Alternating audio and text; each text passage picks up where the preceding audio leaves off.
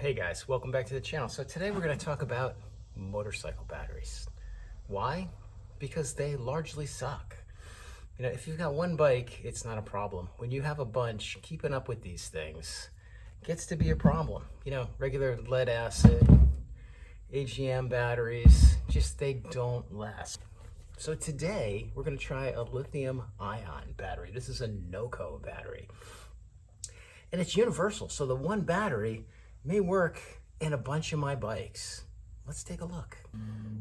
All right, here's the NOCO battery. First impressions, this thing is ridiculously cool. These terminals are reconfigurable so that you can have it be basically however you need it to be, and I haven't fooled with that yet. It says it weighs 4 pounds. To me, it feels like it weighs about 2. This is one of my small lead acid batteries. This is a Yuasa battery. I'm sure I'm not pronouncing that right, but I use a lot of these. This is a good brand. This is a YB12AA out of my my 1969 Honda CL350, which you can't really see back there. This thing weighs 10 pounds. And the other cool thing about these is it comes with these adapters that can basically configure it to whatever size you need. You get a whole bunch of them.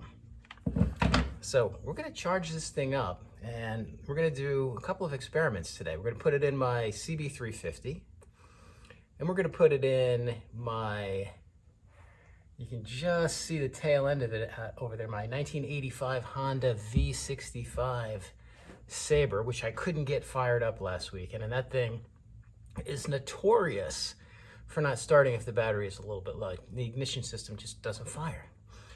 And then what should we use for a third one? Third bike is going to be, and I don't know if you can see it, but kind of tucked in the corner, is my 1975 Suzuki GT750. Battery flat on that too. And just so that you guys know, with a lot of motorcycles, a lot of batteries, you know, I keep them topped up. I've got battery tenders all scattered through my shop, and everything is always on a battery tender. They just, you know, they last for a couple of years and then you're buying them again. I'm tired of that, so let's see what this sucker can do. And while we're at it, I don't know if this thing comes charged or not, so when I bought it, I bought a NOCO Genius 5 battery charger, which works on lithium ion as well as regular lead acid batteries. And it's supposed to also be able to repair a damaged battery. Maybe we'll try that on one of my flat lead acid batteries, but I'm gonna get this thing hooked up. We're gonna charge it up and we're gonna see what it'll do. All right, so on the bench, we've got the NOCO Genius 5 charger. We've got it set to lithium mode. We have it connected to the battery and we're gonna let it go. And you know, it looks like we're charging up pretty quick. I guess this battery has something of a charge on it already. I can tell you first impressions of this seems to be decent quality. And when I say that, you know, I say that as somebody who's got a lot of battery tenders. I've got this Optimate that I use on my BMW. You can see over on the shelf over there, maybe you can see on the shelf over there is my battery tender 4-bank. That I use on a bunch of these other bikes. And again, today we're gonna do my my CL350, we're gonna do the V65 Sabre, and we're gonna do my GT750. So I can't wait to see how this goes. And just for the record, in the time it took me to show you guys the 3 bikes we're gonna test with, this thing is showing completely charged and now in maintenance mode. So we're gonna get a bike out, configure the terminals, see how this thing goes. All right, we're gonna start with this one today, guys. This is a 1985 Honda V65 Sabre. It's an 1100cc V4.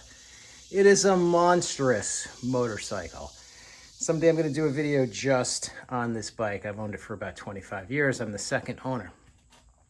Now, this bike's ignition system is sensitive. If the battery isn't topped up, it won't fire. I had it running earlier this year. It's got non-ethanol gas in it, but it won't go. Tried to start it last weekend and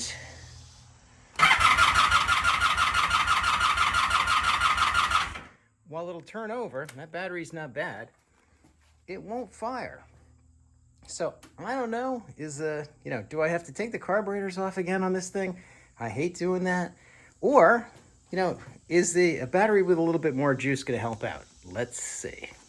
All right, so before I even do anything, quick comment. This battery is not the right size for this bike. And I know that, and I knew that. I just got a couple of the spacers propping it up. Cool thing about the lithium ion battery, it's not like a lead acid. You could put it in there like that. And I just want to see if this bike will start, and that will save me having to fool with it. So, that being said, choke on.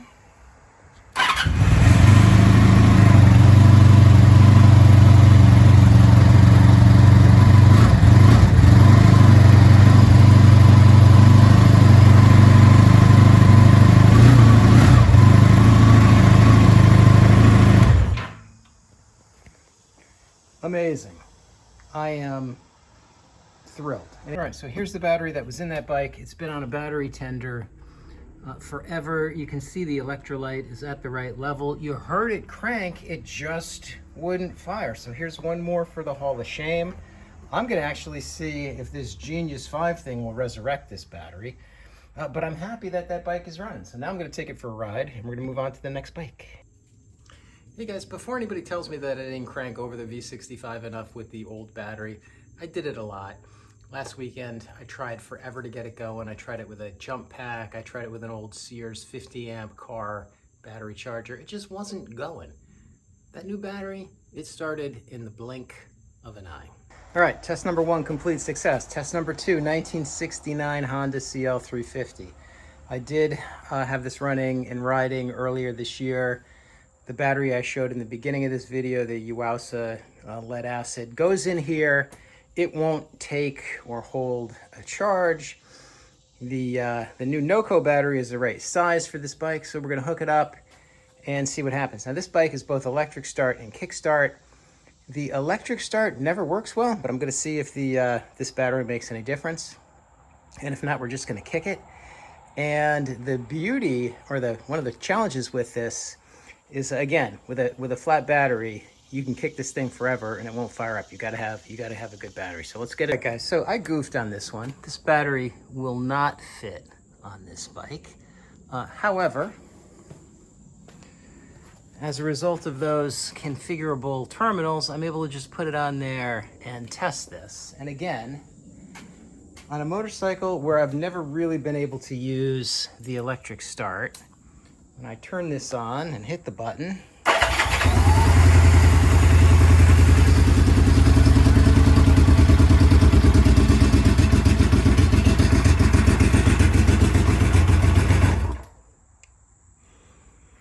it's been sitting for a little while, but long story short, that's a success too. So I got to take it out because it's not really in there. I'm going to warm this bike up a little bit since it's been sitting. We're going to move on to the GT750.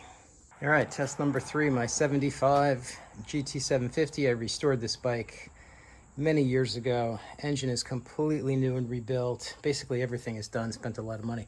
Last week with the battery that was in it wouldn't even turn over. Now I screwed up again because, as you can see, got this battery in there vertically. And you can't do that with a lead acid battery. So I'm not sure what size I ordered, but I got it wrong. Again, wouldn't even turn over last week. Let's see what happens with this new battery. All right, you can probably tell from the little bit of haze. I tried this once off camera, but long story short,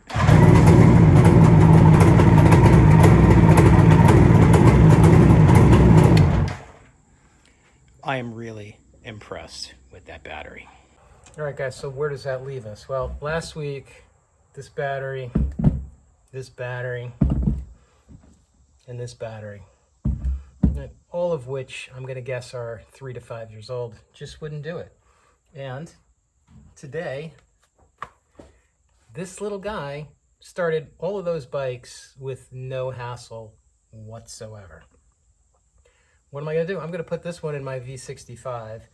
I'm gonna order probably 2 smaller ones for those other 2 bikes, because these are the bikes that I ride the most.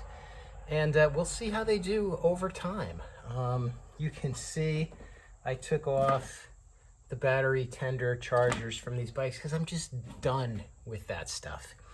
Now I've got lithium ion batteries, and basically, all of my tools, my Makita tools mainly, that I've had for years, and they just continue to work. My Suron behind me's got, obviously a lithium ion battery, works great. So I can't call this a review because I've had the thing for a day, but it solved a problem for me. I think it's going to solve a problem going forward.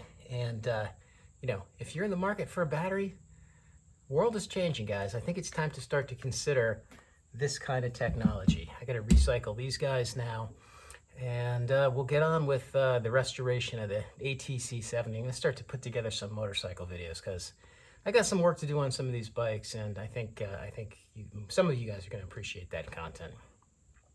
So in any case, thanks for watching this highly charged video today. And, do me a favor, like this video if you like it. Let me know that you did. Subscribe if you're not subscribed if you like my content, and if you are subscribed already, thanks a lot. I really appreciate it. Thanks for watching. We'll see you soon.